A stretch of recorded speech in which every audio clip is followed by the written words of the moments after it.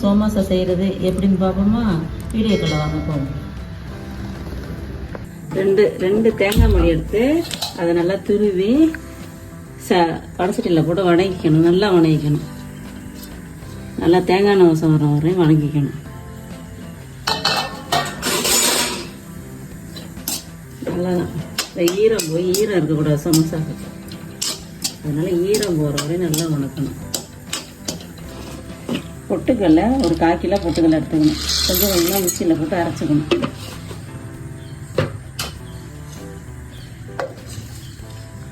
சோமாசா செய்கிறதுக்கு ஒரு 1/4 கிலோ பொட்டுக்கல்லை எடுத்து வறுக்கலாம் வெளியில். அது வறுத்த பொட்டுக்கல்லை தான் மிக்சியில் போட்டு நுணுக்கிக்கணும். ஓரளவு மீடியமாக நுணுக்கிக்கணும்.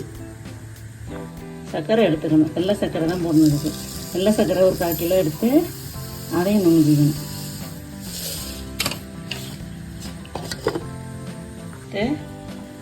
அதை என்ன பண்ணணும், ஒரு இதில் கொட்டிக்கணும். பொட்டுக்கல்லையும் சீனி இந்த மாதிரி அரைச்சிக்கணும். பவுடரை அரைச்சிட்டு அதை ஒரு வடசட்டியில் கொட்டி வச்சுக்கணும். கொட்டி எல்லாத்துலேயும் ஒன்றா கலந்துக்கணும்.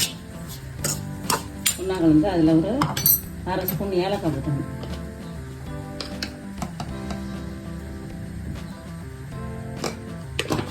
ஏலக்காய், கொஞ்சம் கூட சுக்கு, கொஞ்சம் போல் சுக்கு போட்டுக்கணும். போட்டு எல்லாத்தையும் ஒன்றா கிளறிடணும். ஒன்றா கிளறி தேங்காய் பூ வதக்குறோம்ல, அதை ஆறுனதை இதில் போட்டுக்கணும். இந்த மாதிரி நல்லா தேங்காய் பூ வதங்கி வரணும். லேசாக பச்சையாக இருந்தாலும் சோமாசா வேணா போகும்.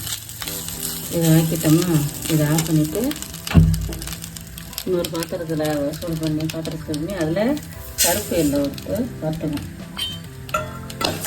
ஒரு லேசாக பொரியல் வர வறுத்துக்கணும். வறுத்துட்டு ஒரு மிக்சியில் ஒரு மிக்சி சோமாசா தான் வதக்கணும்.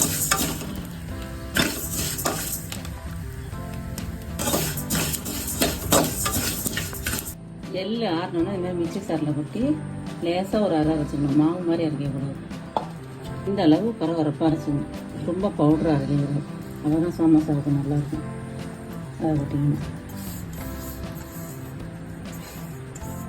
தேங்காய் பூ ஆறி இருக்கும். தேங்காய் பூவும் இதில் கொட்டி கலந்துக்கணும். தேங்காய் பூ ஆறி இருக்கும். அதையும் இதில் கொட்டி கலந்துக்கணும். இந்த மாதிரி எல்லாத்தையும் கொட்டி கலந்து வச்சுக்கிட்டு ஏற்கனவே மாவு பிசைஞ்சோம்ல, அதை தேய்ச்சி பூர்ண பவுலில் வச்சு மூடணும். இதை போட்டுமா 1/2 கிலோ மைதா மாவு போட்டுக்கணும். 1/2 கிலோ போட்டுட்டு நல்லா மொறுன்னு வர்றதுக்கு அதில் கொஞ்சம் ரவா போட்டுக்கணும். ஒரு கையளவு ரவா போட்டால் போதும். இல்லாட்டி 2 ஸ்பூன் ரவா போடணும்.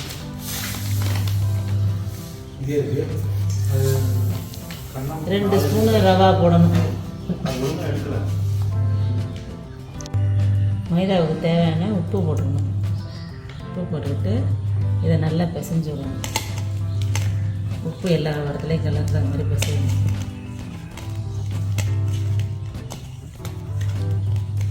இதுக்கு ஒரு 100 டால்டா போட்டுக்கணும்.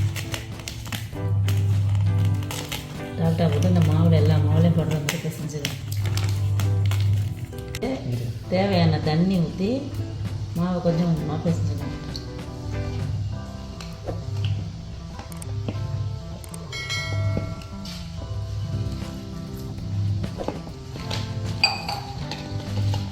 மைதா மாவுக்கு கொஞ்சோண்டு தேய்ச்சிட்டு அதில் உருண்டை வச்சு தேய்ச்சோம்னா ஒட்டாமல் இருக்கும். நல்லா நைஸாக தேய்க்கணும். கனமாக தேய்ச்சோம்னா சோமாசா காடாக இருக்கும், சாப்பிட முடியாது.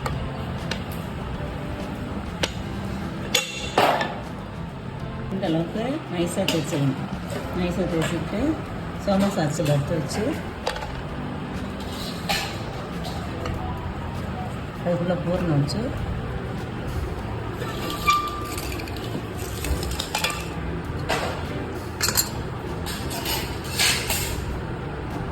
பூர்ணம் ரொம்ப கம்மியாக வச்சா சுருங்கி 2 ஸ்பூனாவது வைக்கணும். 2 ஸ்பூன் வச்சு கொஞ்சமாக தண்ணி சுற்றிலும் போட்டு மூடணும். அப்புறம் எண்ணெயில் போடும்போது பிரிஞ்சு வராது.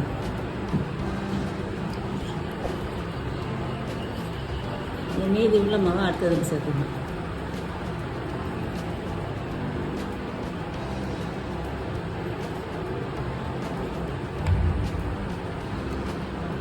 இந்த மாதிரி சோமாசா செஞ்சு வச்சு இந்த மாதிரி மொத்தமாக தேய்ச்சி எடுத்துக்கணும். தேய்ச்சி எடுத்துக்கிட்டு எண்ணெய் காஞ்ச பிறகு எண்ணெயில் போட்டணும். ஒன்றொன்னா போடக்கூடாது, ஒரு 5-6 போடணும். அப்போ தான் வந்து திருப்பி விட்றதுக்கு நல்லாயிருக்கும். லேசாக செவக்கு எடுக்கணும். அதுதான் நல்லா சாப்பிட்றதுக்கு நல்லாயிருக்கும். ஒரு மாதிரி செவக்கும் போது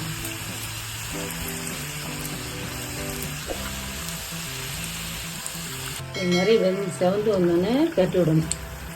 ஒன்று ஒன்றா கட்டி விடணும். அதுதான் கொஞ்சம் நிறையா போடுறது, இல்லாட்டி பிறண்டுக்கும் திரும்பிக்கும். 2 பக்கமும் இப்படி சிவப்பாக வந்தோம்னா எடுக்கணும். சோமசா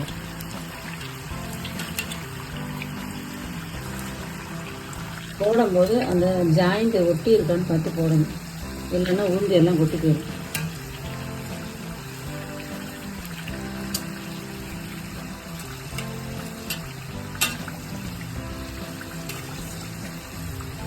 சமோசா 2 பக்கமும் வெந்துருச்சு.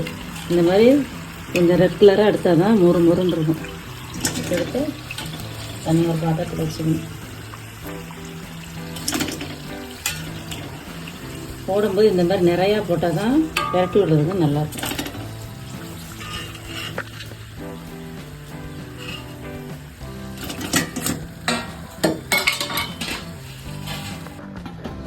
சோமோசா இந்த மாதிரி நல்லா சாஃப்டாக மடிக்கணும். உள்ள கிரிப்பியாக இருக்கும். உள்ள பூர்ணமும் நிறையா இருக்கும். இந்த மாதிரி சரி நான் சாப்பிட்டேன். பிடிச்சிருந்தால் லைக் பண்ணுங்கள்.